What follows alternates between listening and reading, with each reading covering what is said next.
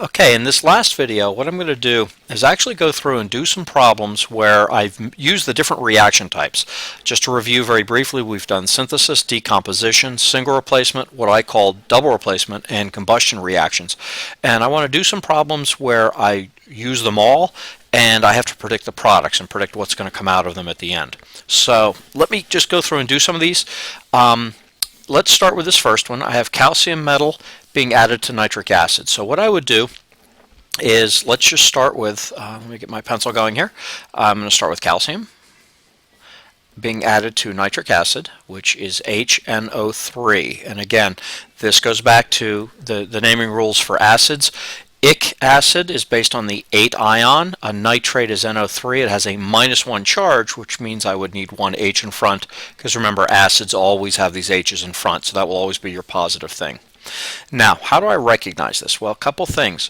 Whenever you have a single element and a compound, oftentimes what you're looking for then is a single replacement reaction. And again, this is a metal calcium. It's a very active metal. It's going to replace the hydrogen. So what I will have over here then is the Ca and NO3 come together.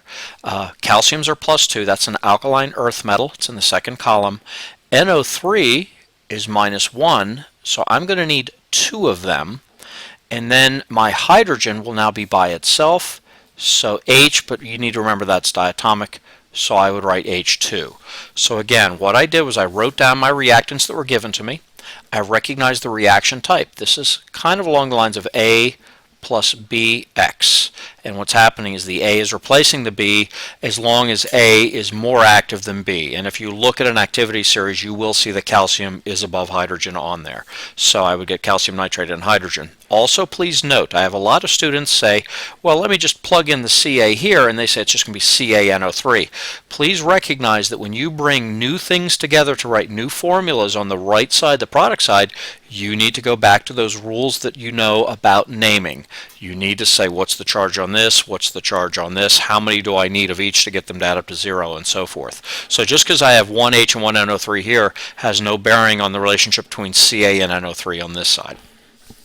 Okay, so let's do this next one. I have copper 2 nitrate. Copper 2 nitrate, copper 2 is Cu. Nitrates, again, we just said here, are -1, so I'll do NO3. Since the copper is copper 2, I'm going to have 2 of them, and that's going to give me sodium hydroxide. Okay, so I've got copper nitrate and sodium hydroxide. Now this is a double replacement reaction, and again, the way I recognize this one is I have a compound that has a cation and an anion, and another compound that has a cation and an anion. And the only real situation where we've had this with these reaction types is what I call the double replacement reaction. That's, again, my terminology for that. So what I do in these cases is I take this and attach it to this, and this attach it to that. So I'll start with the Na. Let's put the Na with the nitrate, and that would be NaNO3, +1, -1, so I just need 1 of each. And I'm going to put the copper and the hydroxide together, the CuOH2. And what ends up happening, is that in this case, the copper hydroxide, the nitrates are always soluble. The copper hydroxide, you'd need to look at a reference table to see if that is indeed insoluble. Now again, for my regular chemistry students, all I would want you to do is just do this, just flip them and write the formulas. For my honors students, though, I generally do want you to tell me which of these would be the precipitate, and I suspect it would be the hydroxide. Okay, I just paused the video there for a brief moment because I wanted to go find my solubility rules, and indeed copper hydroxide would be an insoluble material, so behind there I would put a solid or a down arrow or something like that, and that would actually go up here, but I can't really fit it. I don't have enough room on the screen, so just put that little S over here on the right hand side, and again, that would be my solid that would form. That would be a precipitate in this case. My next one is scandium chloride. Okay, so what you're going to do is look for scandium on your periodic table. And scandium, it turns out, has a +3 charge. It is at element number 21. It's in column 3 in your periodic table. And the chlorides are -1, so my formula here is going to be SCCl3. That's it. I'm going to heat it. Again, just like here, I have an element and a compound, so a single replacement. Here I had 2 compounds, so it was double. The only situation that I've been giving you as far as examples, when you have a single reactant, it has to be a decomposition. The only thing this thing can do is break apart, and so that's going to turn into scandium plus chlorine, but you need to remember that chlorine, when it is by itself, is diatomic. So to balance this, I would need a 2 here, a 2 here, and a 3 there. And so that was a decomposition. So let me put some notes here. That's a decomposition. This is a double replacement, and this one is a single replacement. Now, next one, zinc plus magnesium carbonate. Okay, Mg, and then carbonates are -2, Mgs are +2, carbonates are -2, so that's MgCO3. Now, this will occur, and this is a single replacement just like that first one. Okay, as long as the calcium was more active than the hydrogen, this went forward. However, and this is a trick you need to look for whenever you're doing single replacement reactions, you need to say, is zinc more active than magnesium? If you look on an activity series, you will see it is not. That zinc cannot replace magnesium. So again, what I will have you do here is write no reaction. Nothing will occur. The zinc would love to oxidize. It would love to give its electrons to the magnesium, but it can't because the magnesium is more active. It's higher on the activity series, so this would be no reaction. All right, next one, we have lithium plus sulfur. And I've told you before, when you do sulfur by itself, do it as S8. And so now what's going to happen here is I have two elements. So this is going to be a synthesis reaction. This is the only situation you can have. I have two elements. The only thing I can do is bring them together. Now, as far as that's concerned, what you need to remember is lithium is in the first column. It's an alkali metal, so it's +1. Sulfur is in group 16, so it's -2. So my formula is going to be Li2S.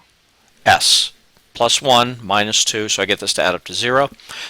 Because I have eight sulfurs on this side, I'd have to put an 8 over here, which gives me 16 lithiums. And again, I put a 16 here. And so now that's that equation, and then that would be a synthesis reaction. And again, please, how do you recognize it? I've got two elements. It's the only option. The only thing I can do is put them together. I can't do a double replacement. I can't do a single replacement. I have no other options. I can't do a decomposition because I just have two elements. So you want to get familiar and recognize those patterns. And then the last one is the combustion of octane. Now again, depending on whether you've learned in your chemistry class how to write the formula for an octane, oct is the prefix for 8, so this is going to be C8, and the suffix ane means I'm going to have all single bonds to hydrogens, which basically means in carbon can form 4 bonds, and you're going to have a long chain here, so you're going to have twice the number of carbons, that would be 16, plus 2 additional for the ends of the carbon chain, so 16 plus 2 is going to give me 18. So it'll be C8H18. So let me write that out. C8H18 plus, and again, combustion. Anytime you have combustion, it's always, this part's always the same, plus O2, and it will always produce CO2 plus H2O. Now to balance it, I have 8 carbons here, so I'd put an 8 there. I have 18 hydrogens here, so I'd put a 9 there. And that gives me 16 plus 9, which means I have 25 oxygens. Well, I can't get 25 oxygens over here, so this is one of those tricks where I have to go back and double everything that I've done already. So let me go to a different color. Let's pick orange for this one. So what I'm going to do is now I'll put a 2 here, which now means this, instead of being 8, is now 16. Now I have 36 here, which means instead of 9, this is 18. And so now, if you'll notice, I have 32 plus 18, so now I have 50 oxygens over here. That I can do, because before I had 25, now I have 50, but I can do 50 by putting a 25 here. So then that would be my correct balanced equation. 2, 25, 16, and 8. So just again, a few things. By writing these reactants, you have to look and say, what do I have? There are certain patterns, and you need to recognize the general patterns. And again, I've discussed each of these reactions in previous videos. So you may need to go back and just review the individual types if you have any questions. I hope this has been helpful.